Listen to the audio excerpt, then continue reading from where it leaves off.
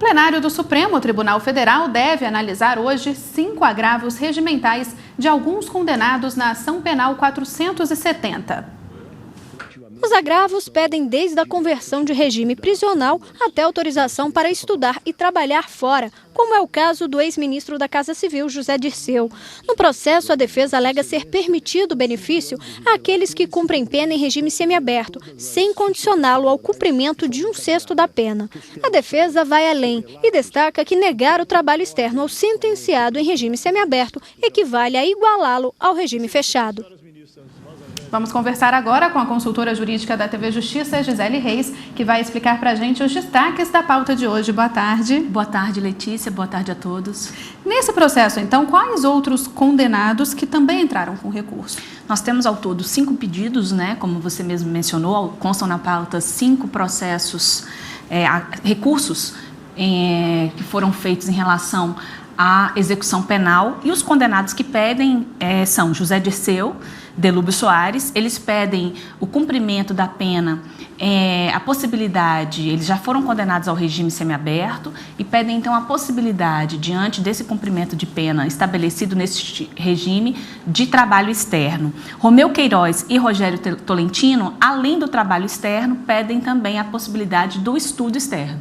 Então, o que ao todo nós temos aí são esses recursos que foram apresentados contra uma decisão que indeferiu, que revogou, na verdade, esses pedidos, e o plenário, então, deve se manifestar sobre esses pontos.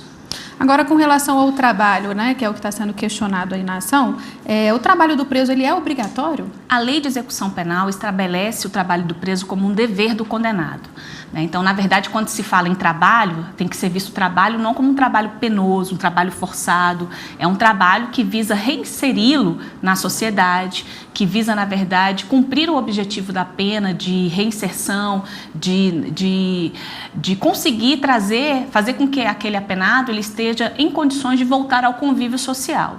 Então, a lei de execução penal, ela estabelece, sim, como obrigação, como dever do preso, a execução do trabalho, das tarefas e das ordens recebidas.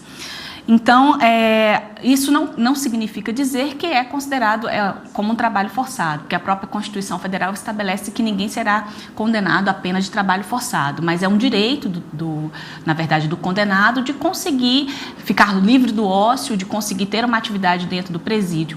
O próprio Código Penal estabelece que, no regime fechado, o condenado ele fica sujeito ao trabalho durante o dia e isolamento noturno. Então, estão previstos, sim, na legislação, tanto no Código Penal quanto na Lei de Execução Penal.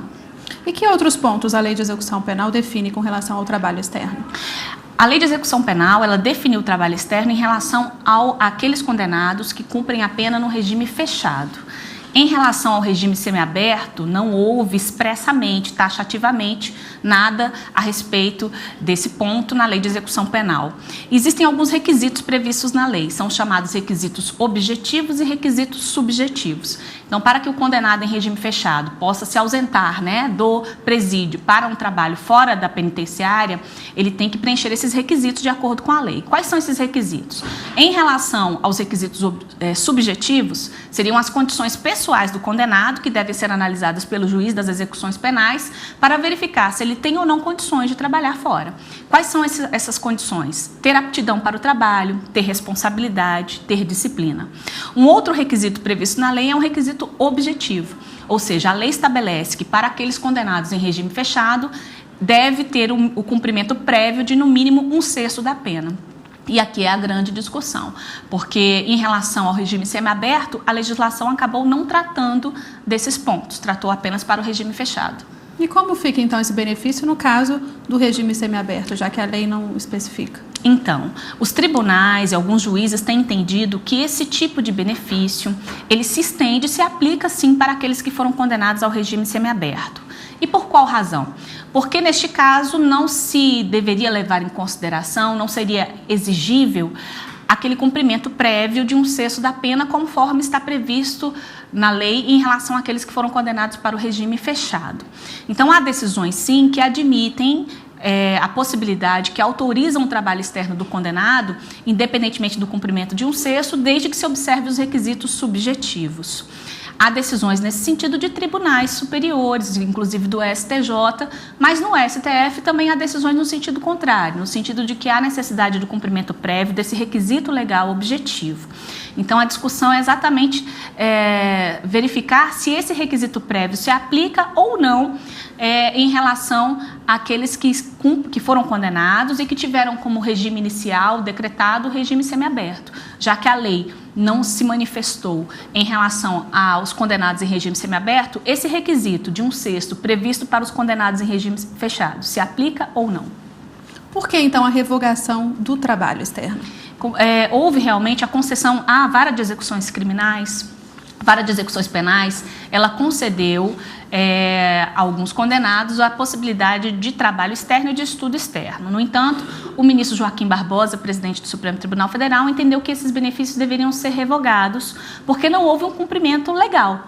O ministro Joaquim Barbosa entende que o tempo mínimo de 1/6 de cumprimento da pena não havia sido alcançado por esses condenados e, por essa razão, eles não teriam condições de ter o trabalho externo. O que a defesa argumenta, nesses casos, é que não se pode aguardar esse mínimo de 1/6, porque, ao invés de se pedir o trabalho externo quando se completar 1/6 de cumprimento da pena, já se pede logo a progressão de regime para um regime mais brando, que seria o regime aberto.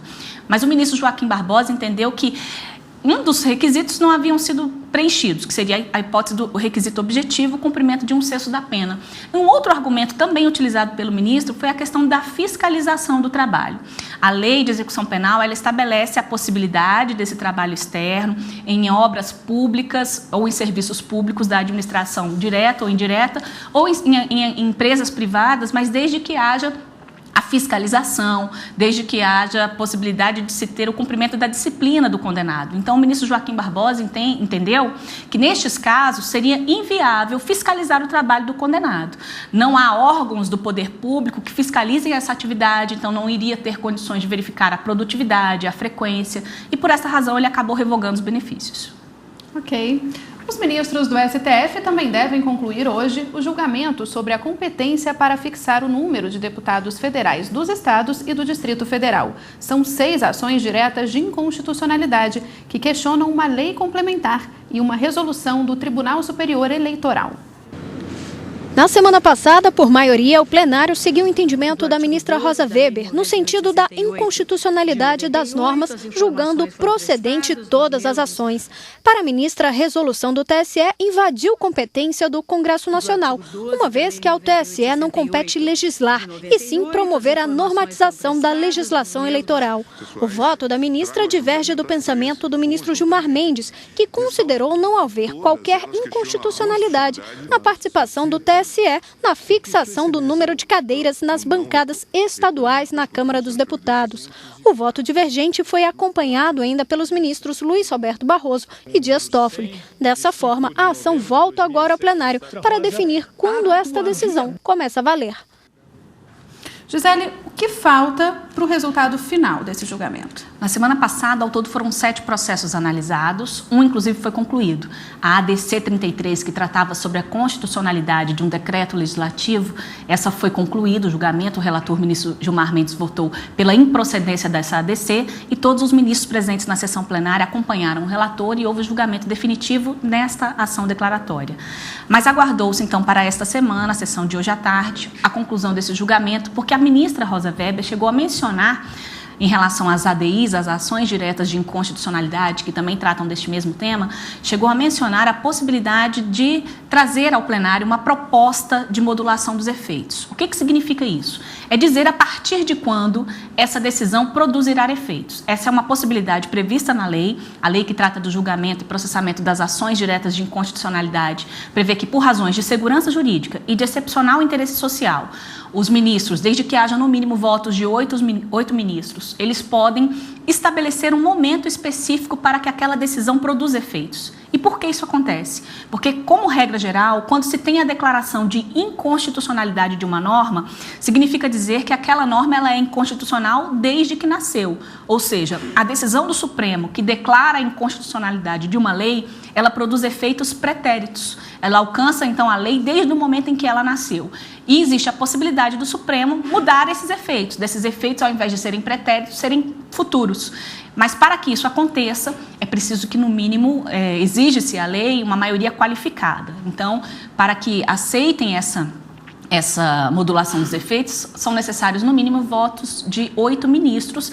É isso, então, que vai definir a conclusão do julgamento. Em relação à inconstitucionalidade das normas, isso já foi assentado na sessão anterior, foi uma votação por maioria, 7 ministros votaram nesse sentido, 3 ministros ficaram vencidos. Então, hoje, a questão volta para a pauta para tratar exatamente sobre a partir de quando essa decisão terá efeitos, a chamada modulação dos efeitos.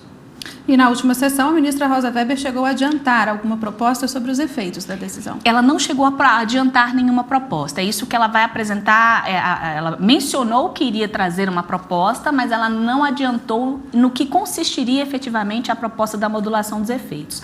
Aguarda-se que na sessão de hoje, inclusive essas ações diretas de inconstitucionalidade está como primeiro item da pauta, aguarda-se então que na sessão de hoje seja iniciada com o chamamento desses processos a julgamento e com a apresentação da proposta da ministra Rosa Weber. Ok.